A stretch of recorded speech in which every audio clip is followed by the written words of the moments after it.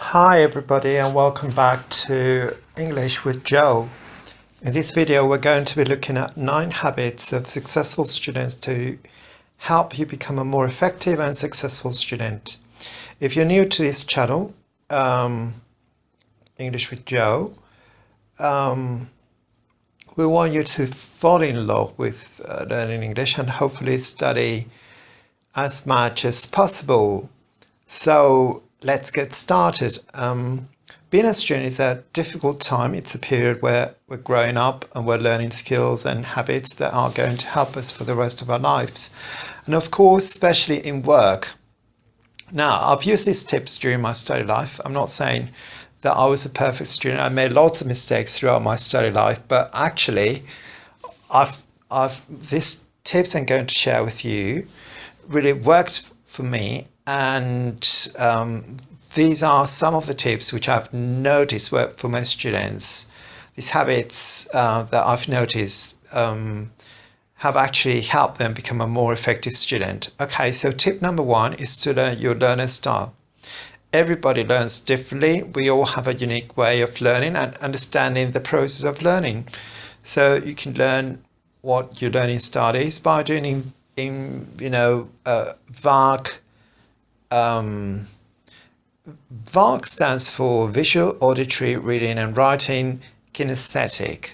And it's really important for you to be able to review PowerPoints, see words written down, and maybe use colors to, that will help you. That's the first learning style. Auditory learners, on the other hand, will learn when they listen to lectures or listening or podcast or to language, having conversations out in the street. This is how your brain will remember information. The next learning style is reading and writing. Of course, you're going to learn as you read, and if you write summaries and write notes about the subject, you're learning a lot. And the last one is kinesthetic.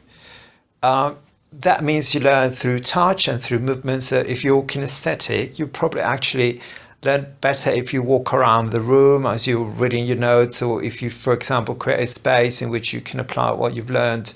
So this might mean going out and actually talking to people or playing games where you can learn. So if you want to learn what kind of learner you are, then you can click down the description box below. There is in fact a questionnaire where you can learn what you are. So once you've understood what your learner style is, you can make sure that your brain applies this kind of information in order to learn a foreign language. So okay, number 2, learn outside the classroom. In the classroom, things can sometimes get a little bit boring after a while, and after an hour of a lecture, your brain can start to not want to receive any more information. So what you need to do is to carry on learning and apply that learning outside the classroom. So, for example, the German writer Johann Wolfgang von Goethe used to say that knowing is not enough, we must apply. Willing is not enough, we must do. So I completely agree with this. It is by the process of applying knowledge, and usually this is in a freer environment. Sometimes the classroom where we actually learn is not so good. So it was time, for example, marketing techniques. I asked my students to go outside the classroom and to do a survey or to look around at, marketing ads they see in the streets, so that they can apply their skills, what they learned in the classroom, to those situations.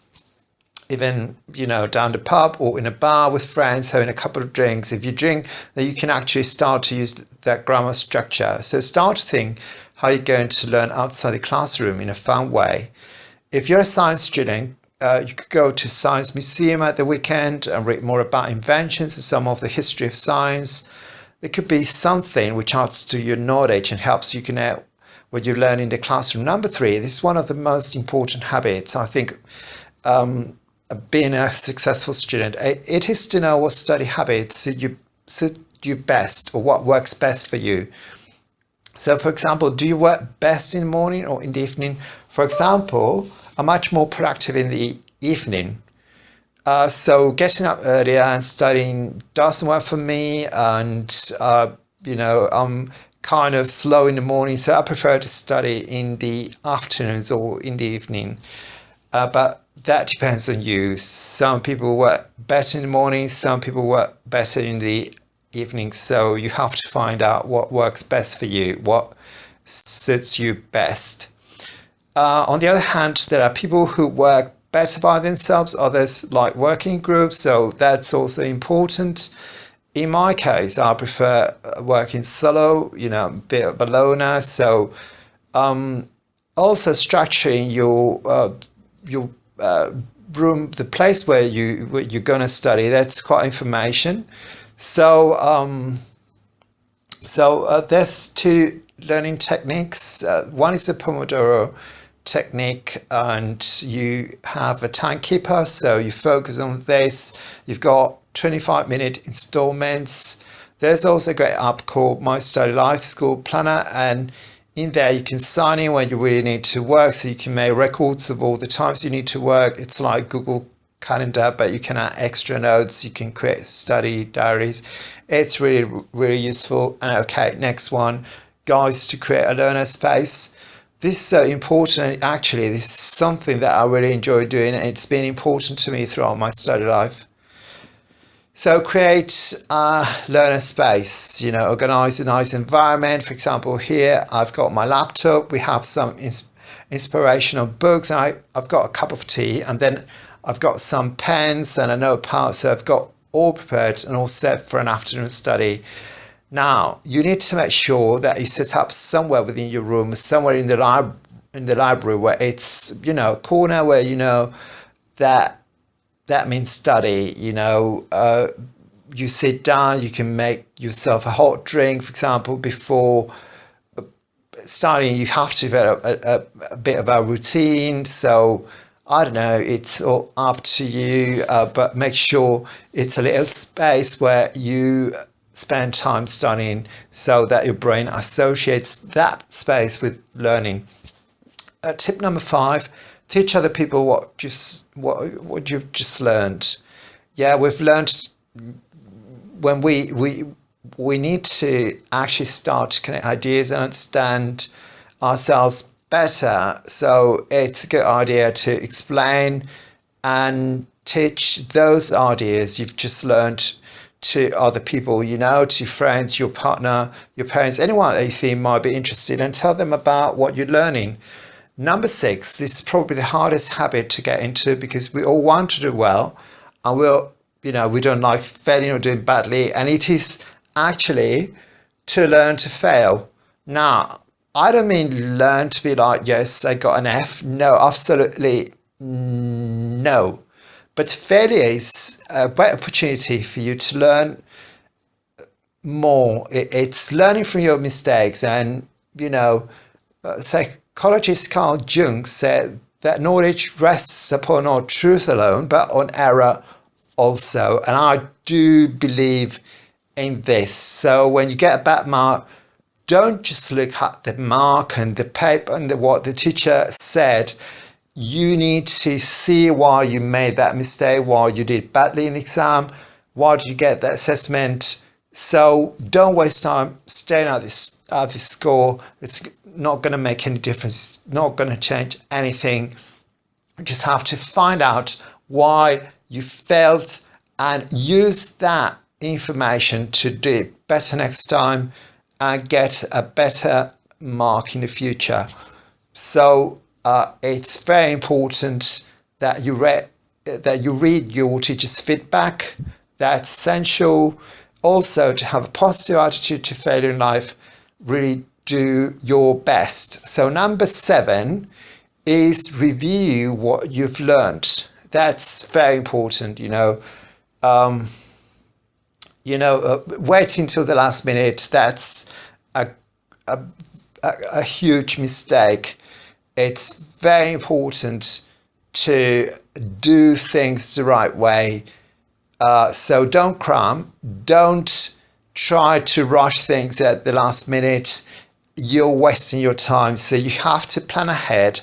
don't waste your time, because you won't remember those things later or be able to use them. So if we start earlier reviewing, so looking at PowerPoints, reading back things, even if it's just flicking through notes you've made on your phone, or looking at pictures you've taken of PowerPoints or pages from books, but it's a way to keep it fresh in your mind.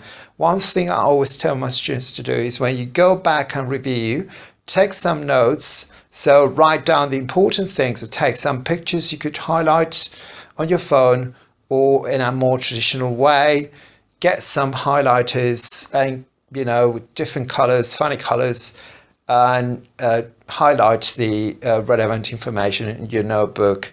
So, okay, tip number 8, read and take notes. This is essential, because I think today with the easy access to the internet, quickly, you know, there's information overload, so students don't go to libraries or read books anymore, because they think they can get all the information from the internet. So please don't dismiss books. They're amazing things. Give them a turn. So reading books is a very important habit. And when I say I'm going to introduce point number 9, plan effectively. This is very important as well.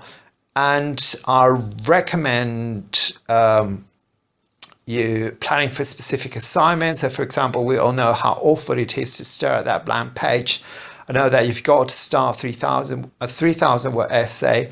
I don't know what's right. Stare at a blank page. What to write? I don't know. I wonder what my friends are doing. You know, we've all been there. We've been through that ourselves. So we know what it's like. So, okay, don't do it. It's a horrible fit, and it's really important to just get started. So I'm going to share with you now a couple of ideas I've had about this that have worked for me. And okay, so that process you have to go through is a first plan, introduction, main body, main argument, counter argument. This is before you reach a conclusion. So having a really good plan means that you've already done all the hard work. You know what you're going to say. You just need to get going. Now, this is the next stage. I call it the brain puke, and it's to stop us having that blank page. It is just that, just get in, just start writing. You know, don't worry. It's just the fact you're getting started. That's essential. Starting writing as soon as possible. So, okay, these are my tips. These are my top tips for learning English. I hope you'll like them. So please tell me what you think about them. Also, tell me about your personal experience learning English. Leave your comments. Send me, you know, your comments about what you think about this video. And if you really like the video, please give me a thumbs up. If you don't, fair enough. There's plenty more fish in the sea, as it were. Thank you very much for watching. Bye bye.